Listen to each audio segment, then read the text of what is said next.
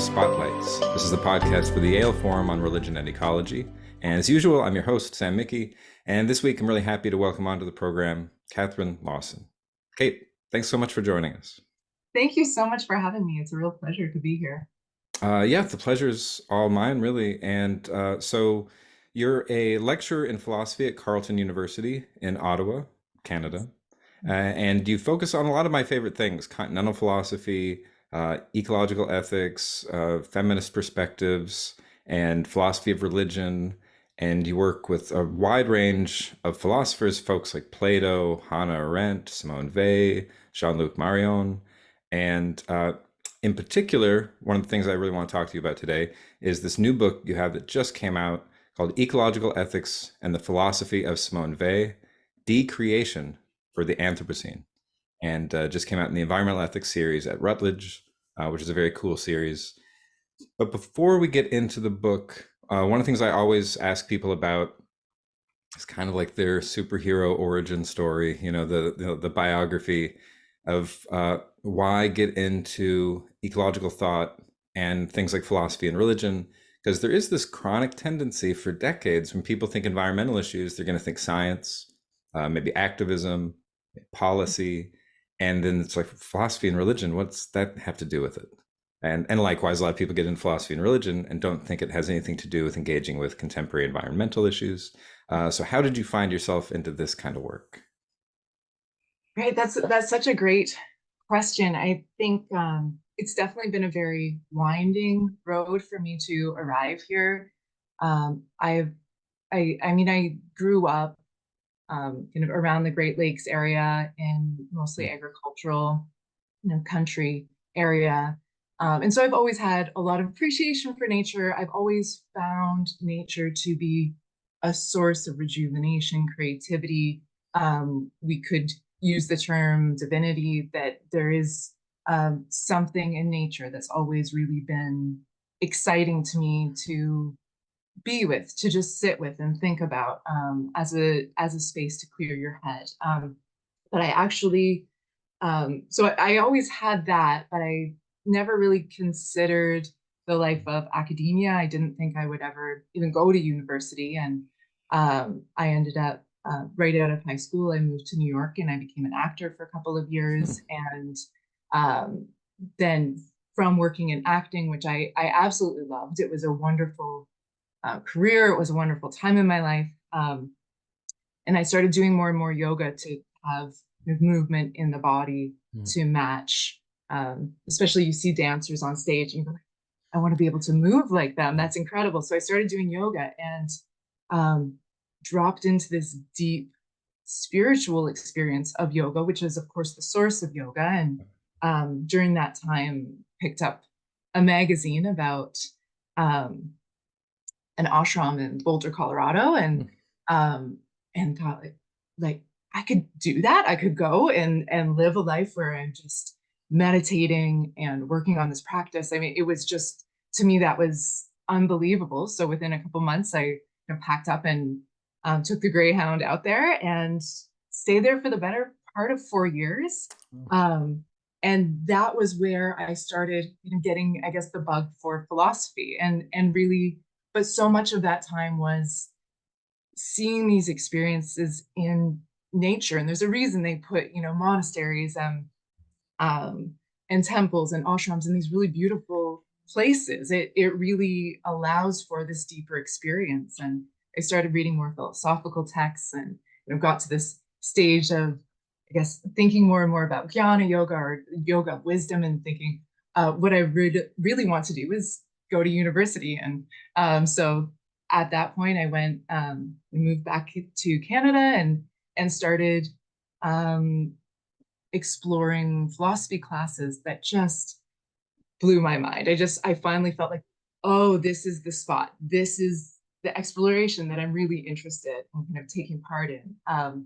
But in a lot of those kind of continental, traditional Western philosophical classes, there wasn't a lot of environmental stuff that would come up. And um, reading Leopold's land ethic, this type of thing where there's the dimension of the land. And I mean, I think rightfully we have so much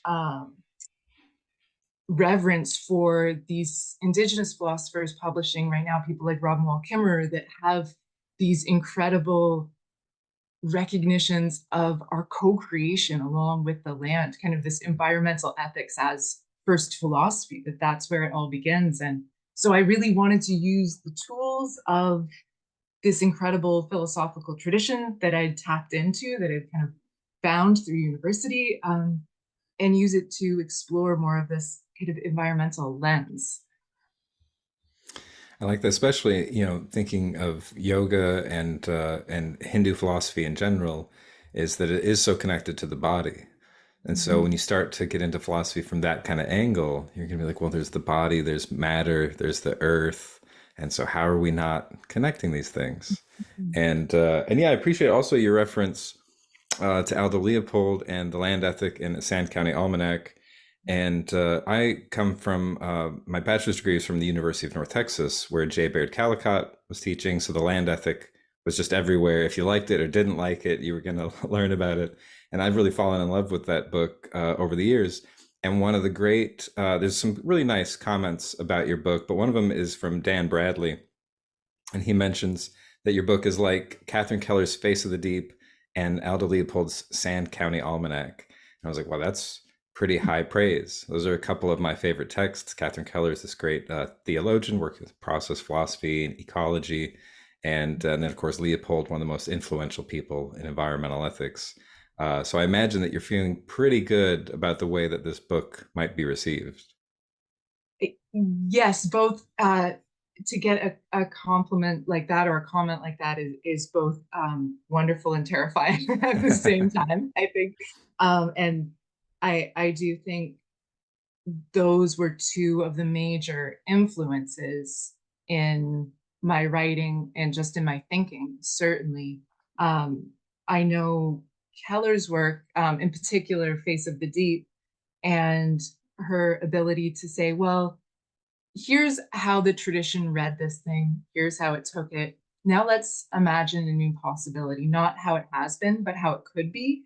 And this recognition of what has historically been taken up, what has been given the place of the definitive reading, and then the ability to say, well, let's imagine otherwise. Let's see what else there can be. And I felt like reading that really gave me permission to do the work that I wanted to do, to really um, embrace not necessarily, thinking about um, how the Western tradition has kind of Western continental philosophical tradition or canon, how it has taken up or thought through, um, particularly Plato, they, um, environmental ethics. But how could we look at it? How is it possible moving forward? What could go otherwise? And so I think, yeah, both of those texts certainly gave me a lot of, I would say, endless amounts of inspiration. That's great. Yeah, and that's certainly what your book is doing, taking kind of a fresh reading of the continental philosophical tradition, and specifically, right, focusing on Simone Weil. And that's a really creative use of her work, because to my mind, there's not a lot of engagement with Simone Weil as a kind of ecological philosopher. And then when you bring it out, it's like, oh, of course, it's right there. So I'm wondering if you could say a little bit about why you're focusing on her in particular, and maybe just a little brief introduction to her for folks who might not be familiar with her work. Sure.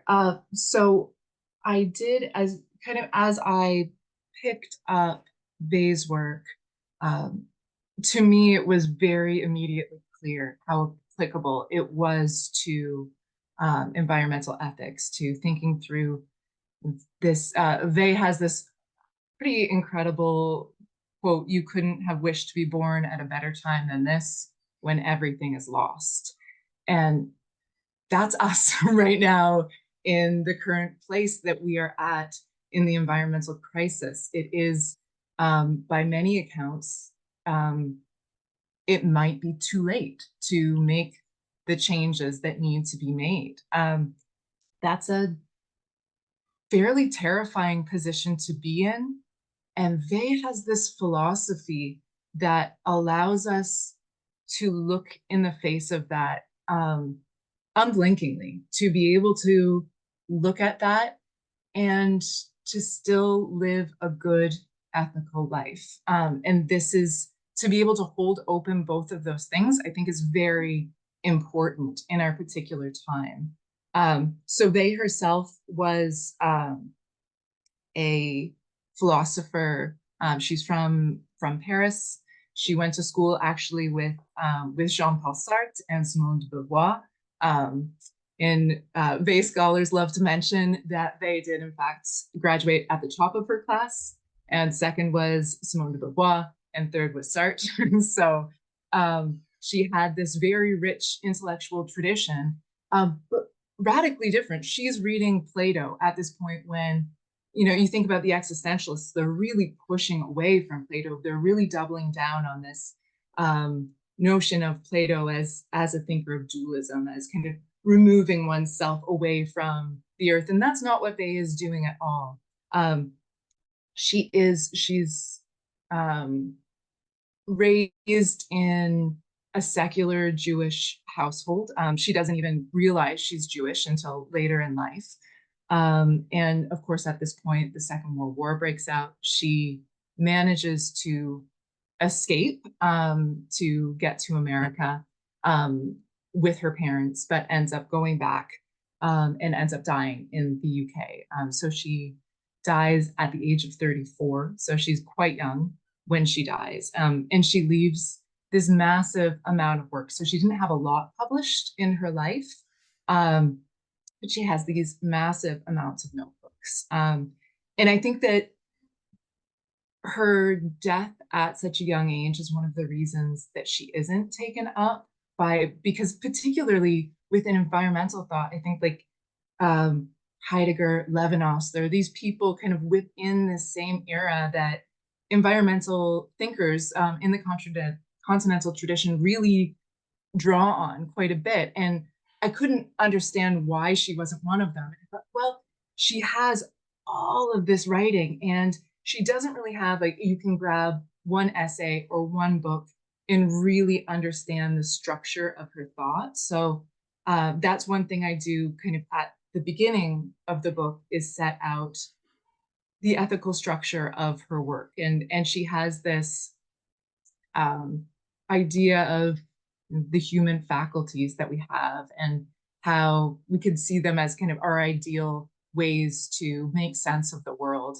But then in the lived reality of our lives, they're essentially annihilated, they're essentially destroyed. So, like, our knowing is overcome by just the absurdity of existence. Our loving is often destroyed by absence. We're loving these particular mortal things that aren't going to be here forever. And she gives us these ways that we can, how can we think of both this concept of knowledge, this knowing, and absurdity? How can we move both of those things, keep them open, move them into the concept of wisdom? And from this place of wisdom, then do science. Like, really think about science not as an absolute knowing, not as a completely skeptical, we can't know anything, but how do we cultivate wisdom and create science? And she has the same thing thinking about loving and absence. Well, how can we can shift from loving the particular thing into more of a universal sense of love, a love of God, a love of um, all of it, in which that particular thing is one version of.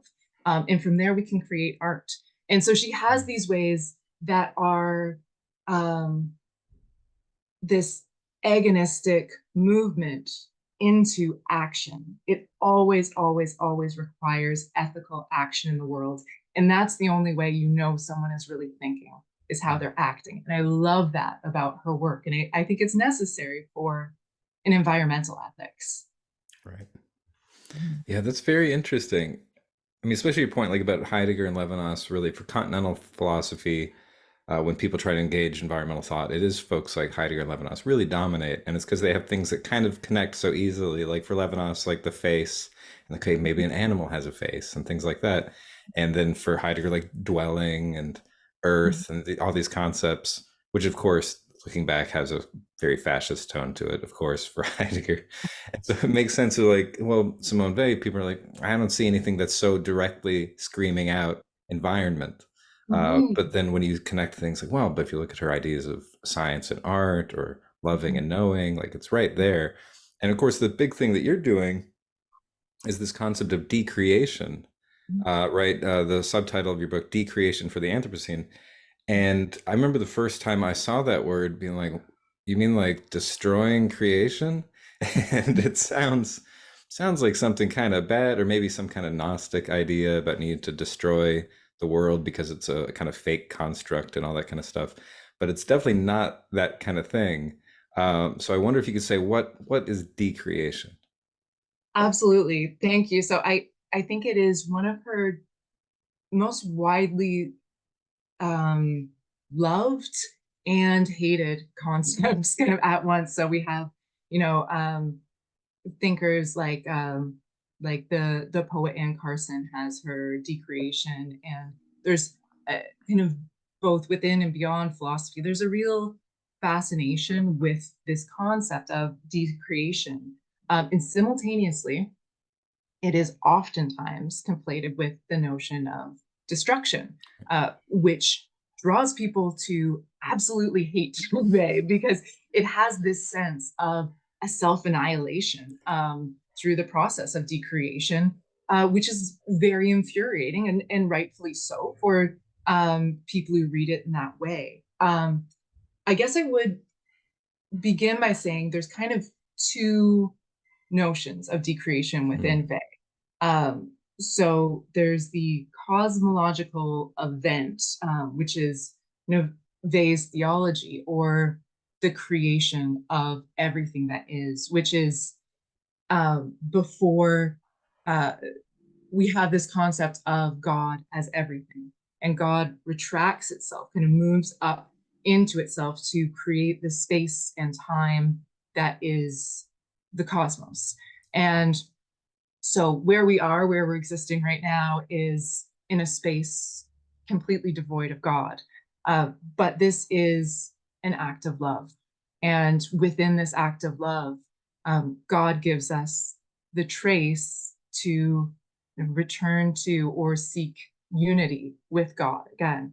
And so this movement happens through beauty. So we find this trace in the beauty of the world. And particularly, Vay thinks we can see it in, and again, the connection to nature. She really thinks one of the major ways we can find the beauty is through the natural world, and she argues a lot of religions have kind of gotten rid of that, or aren't emphasizing that. And she notes Francis of Assisi being like, there's these few, examples that we could find, but generally that isn't the case. So she sees it in the beauty of the world, but she also sees it in ethical action towards the others. She sees it, so that would be, towards friends and neighbors.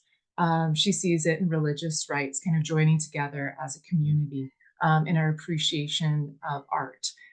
So there are these ways that we can kind of move back towards this sense of unity, though we never quite can get there. So it is always a movement towards. There's never a kind of final moment of it, and this larger structure of decreation. So that's kind of the event of decreation. But then the decreation that I think a lot of people have a problem with is the ethical individual act of decreation. And that is wherein I have an encounter with the other and I evacuate my sense of I. I mm, decreate my ego so that the other can be, so that I can experience the world from the position of the other. And this is, if we stop right there, it's essentially a sense of self-annihilation, which is deeply problematic. Um, Roselle Stone actually has a really nice way that she talks about grace in Simone. She says, so we have the first movement of grace, which is the decreative event, this um, removal of the ego.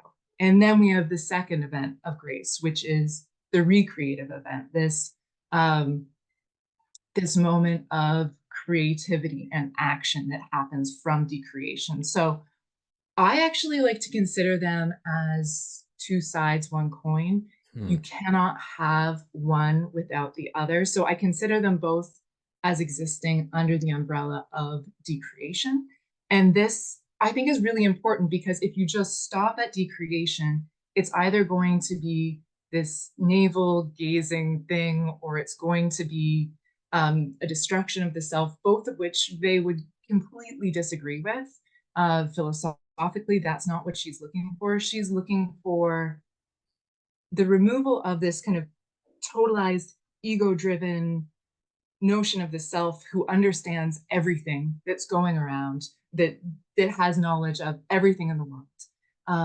To step back into this radical place of openness, to allow for the experience of the other to assert what is actually going on for them in the world, and then to really listen to it, and then to reassert the self in relation to the other. So you are no longer this small individuated self. You've now moved into a self that sees from your own perspective and from the perspective of the other, the self that has expanded, that's become more ethical. And this is where I can, within my book, I draw on deep ecology and kind of the connections to what Arnie Nace and the deep ecologists are doing so far as the expansion of the self to empathize with more and more and more beings. Right. So it's like you're giving up your individual totalizing ego and opening up to this kind of ecological self.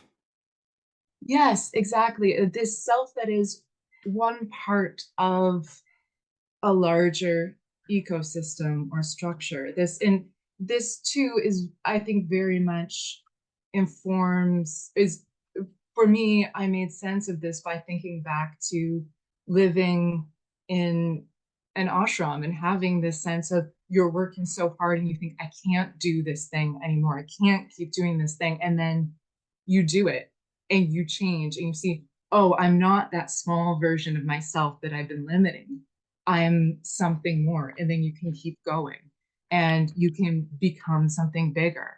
And that's what this individual process of decreation is. It's letting go of your own restricted views of the self. And I think about it too as cultivating a Socratic wisdom, that you Mhm. have this recognition that you don't know everything. And you become wiser through recognizing that because then you keep learning more and seeing more. Right. I wonder, I remember one of the criticisms that Val Plumwood had of deep ecology was she's like, yeah, ecological self, totally. But folks like Arnie Ness, she thought had too much continuity in that sense of like, I'm one with the whole universe. And she's like, well, but where's the difference? And you kind of describe what Vay's after as more of a relational self. So it's not necessarily the just strict unity, or even the point you were making that you don't quite get there. You're always like on the way to it. And Mhm. so would it be more of that kind of eco-feminist, like the Val Plumwood ecological self, where there's continuity with everything, but there's still that difference? You're not quite absorbed in the whole. Right. Yes, I think so. And because it's not really a pleasant experience for Vey. It's not this pleasurable. It's difficult. It's really hard. And particularly, when we're thinking about the Anthropocene, when we're thinking about the mass extinctions, we're thinking about the reality of environmental racism, and we're looking at what's happening to other human beings in the world, what's happening to animals, what's happening to plants. If we're really going to work to connect to those other beings, that's not an easy thing to do. It's not, Faye says if you want to avoid wounding your soul, you need to love something other than God, that you can't go through this process because it's not easy. It's certainly and there is so much difference, and you don't ever get there. She talks about Aristophanes' speech in the Symposium and the idea that we're all these kind of we used to be one being made of um, two sides and then split in two, so we become two humans. And for Aristophanes, that means we can reunite with our lover, and then we become one again. For they, no, you can never become one again. You're in this situation where you're always divided and separated, and you're always moving towards that unity, but it's not on the table for you. You have to continue to move towards it, or um, yeah, to do the ethical things to move towards the good anyway, even though you know you're not going to get there. Right. That reminds me, I had a yoga teacher many years ago who said there's a reason we call it spiritual practice because it's not spiritual getting it. And you never finally get it. It's always practice. You're always working on it, and it's Mhm. always hard work. And I know, that idea of kind of like spiritual practice or contemplative practice is a big part of Simone Weil's understanding of things, especially the practice of attention. And I know you address this in the book, so I wonder if you could say a little bit about how important attention as a kind of contemplative practice is for Weil.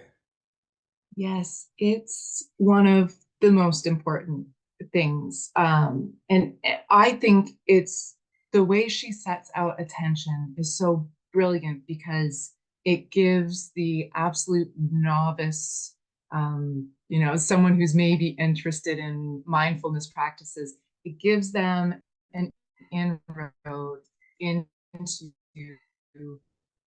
how you can actually embody the ethics that she's talking about. It isn't just this intellectual exercise. So she talks about you could be working on a geometry problem, or you could be trying to learn Latin, or whatever it is that you're focusing your attention on this thing. And this is undivided attention. Um, in doing this, you are usually unbeknownst to yourself, also cultivating this higher level of attention. And for Vey, she has this moment of studying a poem over and over, reciting it over and over and over. And for her, she thinks she's just learning the poem. She just loves the poem. And then she has this incredible religious experience from this recitation. And she realizes kind of phenomenologically through her cultivation of this lower sense of attention that has the goal of learn the geometry problem or memorize the poem, that there's this higher level, this openness to the world all around you that begins to happen. And in her essay on the right use of school studies, she says that in this cultivation, in doing this, we end up in this place of openness where we love God, that we have this, we come into this connection with God. And what does that look like for Vey?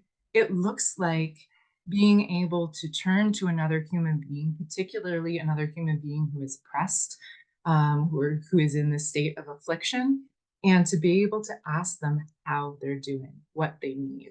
So it's a very ethical level of attention. And for Vey, the ability to do that is a miracle. She says, um, it's almost a miracle. It is a miracle.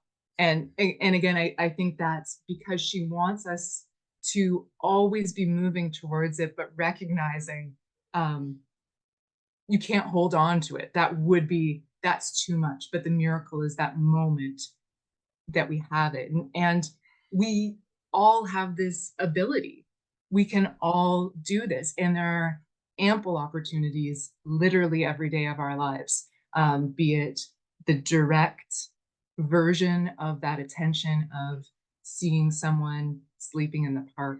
And this is not just um, noticing them, it's not just bringing them a coffee, it's really putting their subjectivity before your own. It's a terrifying notion, I think, in a lot of ways. But then we also have the ability, in a more indirect sense, to think about, well, what does it mean for the people within the factory when I buy fast fashion? What does it mean? You know, there is all of these layers of attention as we begin to notice the world more, notice the impacts of our actions in the world. Um, Attention gives us this deep ethical possibility. So I think her use of God here, she wants it to be divine. She wants it to be a miracle. So someone like um, Iris Murdoch is going to remove the concept of God from it. And I think you almost can do that with Vey. You can, because I think she is more of a Platonist than she is a Christian at the end of the day. However, I think too much is lost in removing that notion because she wants it to be a miracle. That's very interesting. And you mentioned earlier, she grew up as a secular Jew, did so much so that she didn't even know she was Jewish. But then at some point, she comes to Christianity. So there is this Christian language of God. Yes, yes, she is very Christian in her thinking, certainly. But there's also really interesting levels of Eastern thought too. She learns Sanskrit and she reads the Gita, and she has this very strong sense of um, Christianity, so far as I can tell, remains kind of the highest religion for her thinking, or the one that she prefers the most. But she never becomes a Christian. She never joins the church because she notes there are all of these other places that she's gathered together this information, this ability um, to pay attention and to be ethical. And she doesn't want to join one club to the exclusion of any others. She wants to be able to be open to the truth. Now, she thinks the truth is going to lead pretty much everyone to God. Um, that's kind of a necessity of following the truth so far as Vey goes. But you don't need to think that that's where you're going. You can say, no, I'm just going to the truth. And for her, probably where the truth is going to lead you will be to God. Right, right. And that does seem very Christian in a way, because since that was such a big part of Jesus's teaching, right, was we don't have to focus so much on which group you're in. We can all just try to find truth, love, our relationship to God. Um, and so then to back up, you've mentioned a few times the relationship to like Socratic wisdom or Platonism and things like that. So that's clearly a really big part of her thinking. And it seems like she gives a pretty novel reading of Plato. Because, like I mentioned Mhm. before, somebody like Val Plumwood, she's going to critique Plato's philosophy as a philosophy of death, and Yeah, like a philosophy for Plato, it just hates the body, hates life. So much existentialist philosophy goes with that, and it's just like, Plato, look what he did to us. And she's going to find out, no, no, no, that's not the case at all. There's a different reading. So, what's going on with her relationship to Plato? right. And this, I do spend a couple of chapters in the middle of the book really trying to work through these ideas because it is very interesting looking at, I would say, Plato is one of the largest villains in the story of environmental ethics, in that, we look at um, the divide between the material world and the life of the mind, the ideal realm of the forms, the ultimate good. That's where we're going. We want to get rid of this lower realm.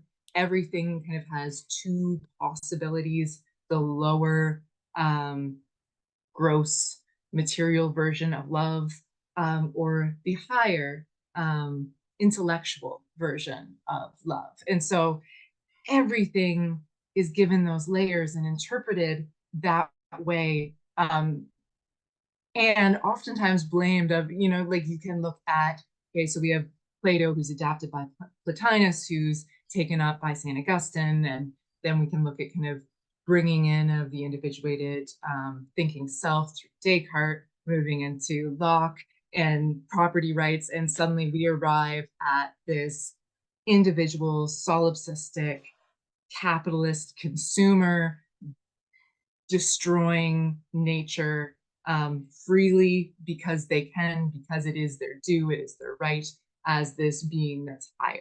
And this is kind of the story that's given. And I think, again, looking at someone like Kathryn Keller, I would say, that's not incorrect. That historically, that is how this thinker has been taken up. This is how he's being used, and I would say abused, in order to put forward um, particular structures of oppression. But if we go back to Plato, if we read these texts, is that what we're finding there? Um, there's going to be thinkers like Weil that say absolutely not. Catherine Pickstock is another wonderful example. Ferrari, Jennifer Rapp. We have these thinkers that read Plato as a non-dualist thinker. Um, so they uses the concept of metexia as kind of this really important way of understanding Plato. So this being the in-between, or it's sometimes translated as bridges, but Mm. it's not quite right because that's a little bit too reified. It's more of Mm. a moment, a connection between the natural and the supernatural, or this movement between these two realms. So, kind of the earthly realm and the realm of the forms, this connection between the two. So, I like to conceptualize this understanding through Vey by thinking about the allegory of the cave. And um, which I think anyone who's done Philosophy 101 will recall, the allegory of the cave. So the prisoners looking at these shadows cast on the wall in front of them and by a fire behind them. And they think these shadows are reality. They think they're all of everything that is represented. These shadows are it. And for some reason, one of the prisoners manages to escape, crawl out, see the earth, see all of actual reality, realize that they've been living this complete lie, and then return down to the cave to try to help the other prisoners out. And the other prisoners think this person's an idiot because they're trying to tell them that all of reality doesn't exist. It doesn't make any sense. So we have within this the moment of transcendence. If we're thinking about this epistemologically, or how do we have knowledge? There's the moment of transcendence. That's the movement of this one prisoner out of the cave. And then we have immanence, which is also ethics, which is returning down and spreading out what that knowledge is, sharing it. The moment of metexia is, what is it that makes that prisoner turn for the first time? What is it that makes them have the indication that there might be something more? What is it that says these shadows are one thing, but what's that thing over there? And metexia for Vey, it can be a person, it can be a song, a piece of art, it can be nature. There's all of these potential avenues of metexia. So we don't necessarily, as I mentioned, she has George Herbert's Love, the poem that she reads that creates this moment of metexia for her. But it's not the poem in and of itself. It's this momentary connection, this movement. And she thinks that all of Plato is infused with this movement. So it's really about this place of connecting this higher realm in into everything, to the material. We have nothing else. There's no other way to access the divine. It is only through our bodies, our actions in the world. So for her, she quite rudely, I would say, in the way she says it, like, you're being an idiot to think that he's talking about dualism, because for her, it's very much of, no, that's not even a possibility, because it's so clear that the only way we can access that is through in and through the world, through matter. That's very interesting. And I appreciate, on the one hand that you're saying, well, of course the dualistic Plato is real because that is how historically he's been received in so many contexts. But when you really look at the texts themselves, you look at the dialogues, you're like, something else is going on here. So I wonder then, I mean, so if there is no dualism between the cave and what's beyond the cave, does that mean there's only the cave? So far as I think for they in this life, in here we are in our bodies here, yes. Hmm. Um, and what's beyond that?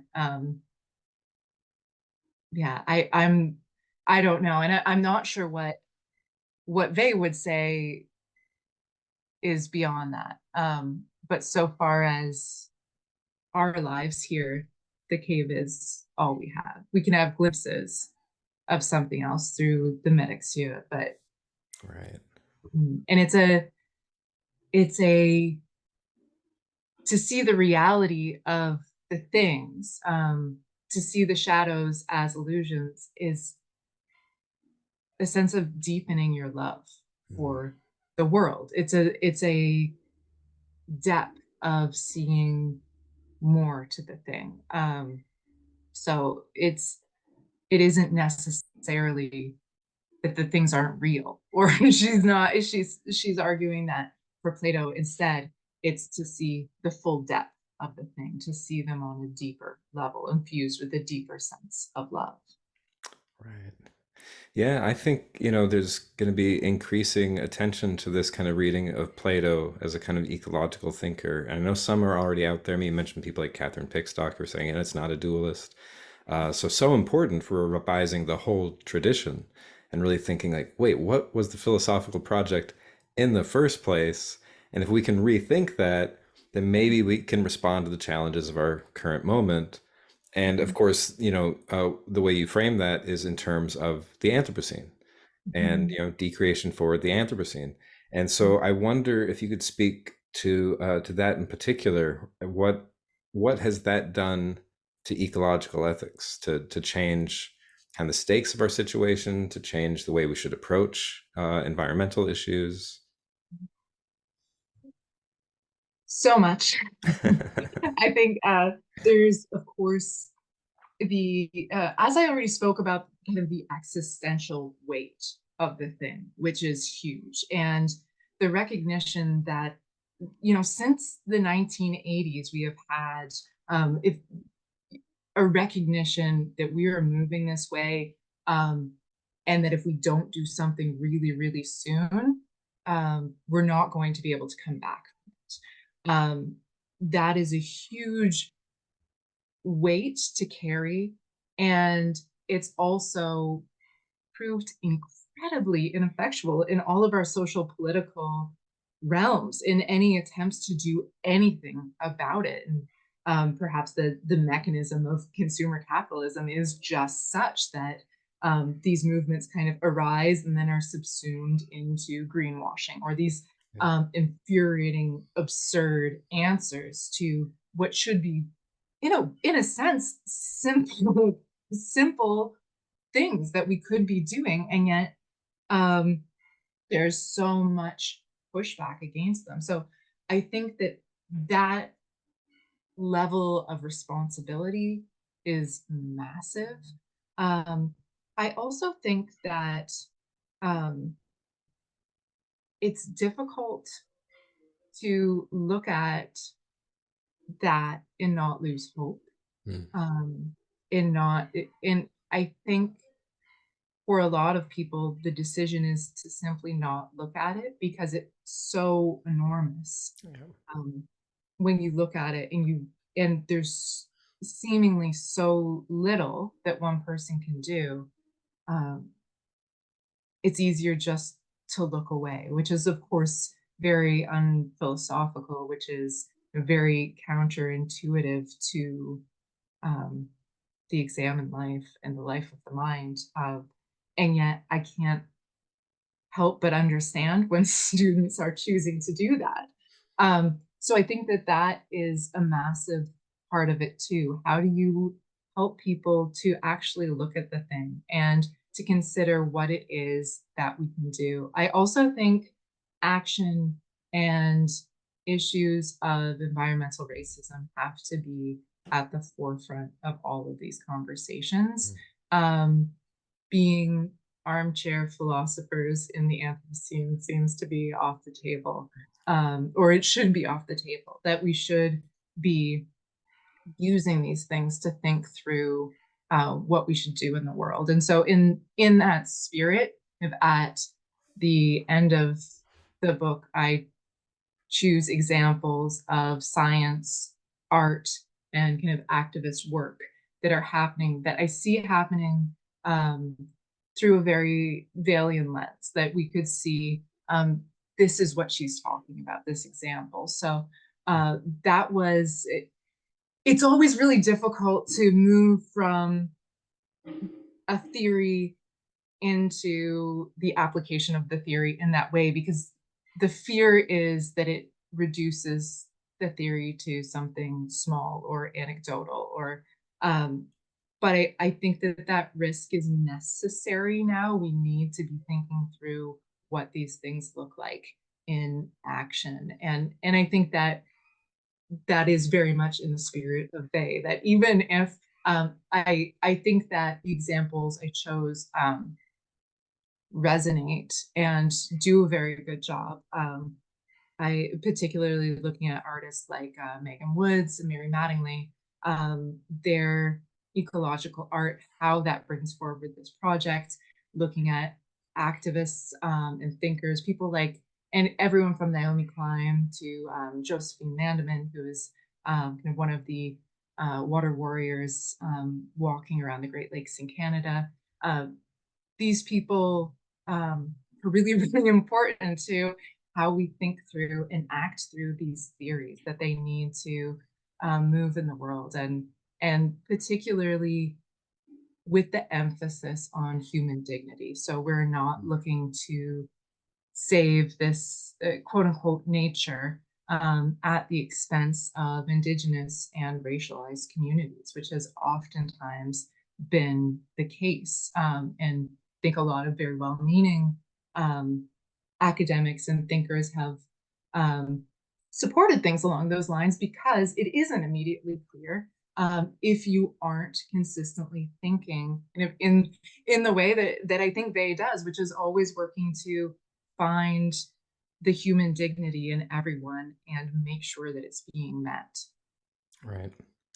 Right. Yeah, that's a good point. So, I mean, because like We's kind of non-dualistic Platonism is saying that the immanent and the transcendent aren't so separate, then the thing we normally call nature really isn't so separate from the world of culture or the life of the mind. And so then we don't have to care for nature at the expense of humans anymore, which has been a really big part of environmentalism. Absolutely. And I would say um, for I think at this point is where my ecological ethics becomes Valiant inspired Mm. rather than sticking with they, because she will emphasize fully the concept of human dignity above all else, and and I think maintaining the spirit of that is incredibly important in an ecological ethics. But to be clear, I do move away from her project in that expansion beyond the human, because that's just it's not on her radar. It's not something that she um, in the time period that she is living and thinks about. But I do see it as being, in light of the Anthropocene, in light of our current ecological ethics, it feels absolutely within the spirit of her work to bring in that extension while still honoring human dignity. Right, right. Yeah. In that regard, it does remind me of somebody like Emmanuel Levinas, who's like, I'm not talking about animals or nature at all. And people are like, yeah, but it does apply at your moment with what you were going through. I totally understand why you weren't talking about it. And to think the people who were talking about nature at that time did tend to be a little racist and sexist about it. And it was really like, let's save nature and let's ignore issues of race, class, or gender or anything like that. Yeah, absolutely. That's really exciting. I really like this a lot. And I'm wondering, I mean, what do you think would be next steps for people? Whether this is like whatever project you're working on next, or anybody who's interested in getting into Vey's work and trying to apply that to environmental work. Because it seems like you really have a text here that can open up onto so many different possibilities. Even the examples you're talking about, science, activism, art, so many ways to take this forward. Yes, absolutely. So I do, of course, I recommend people try to get a copy of the book for sure. Now it is, I will say it is priced as a hardcover academic book, so maybe it's a asking your library to purchase the book would be the way to go. I'd also really recommend Simone book, Effort and Grace, and also Jan Zwicky does really wonderful writing around ecology. That's also she has a lot of they influences in her work. Um, and then I would say, of course, you can always reach out to me and email me if you want to talk about things. I obviously love talking about this stuff.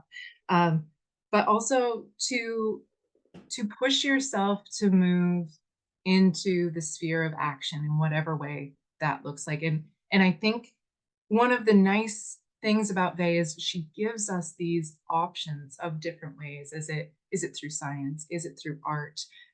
Is it through activist work? That we're all really different human beings. We all have different ways to contribute, and not all of us are going to be able to do all of those things, and that's okay. To find the thing the way that you excel and to do it, to take your work, to do your reading, to find what your theory is, and then try to apply it. And that's how Vey really lived her life, was taking writing about oppression and then going and working in a factory and seeing, well, what does that look like? How does it, and then understanding like, oh, I got oppression completely wrong. And then going back and rethinking it, that it isn't just about sitting and thinking about the thing, it's about acting the thing. So that's probably the best, as a Valiant, I would say the best advice I could give would be to think and then act, think and act, and keep moving through how to be ethical in the world. That's great. I like that a lot. Especially there's so many people with environmental ethics that have a kind of one size fits all answer. Like, here's the thing everybody's supposed to do. Like, well, there's going to be different solutions for different people. But I think whatever it is, keep it in that loop of thinking and acting and a kind of fearlessness to face trouble and negativity and difficulty. Yeah, yeah, and to get it wrong. And she's uh, I very inspiring in a way. We are such I think our culture hates to be wrong, hates to be incorrect. And instead of thinking like, when you're wrong, you really learn something. When you're wrong and you realize it, you're growing, which is incredible. And that, I think, we have so much shame and rejection around being wrong. And she embodies that beautifully. And just her, yeah, it's dark and it's difficult, and you keep going, you keep trying another way. Yeah, right. And that really reflects what you were saying earlier about Socratic wisdom of you're like, no, it's the not knowing that really keeps you going. Yeah. Yeah. It's a beautiful sentiment and a difficult one to embody because, like you're saying, our culture does not like that. You're not supposed to be wrong.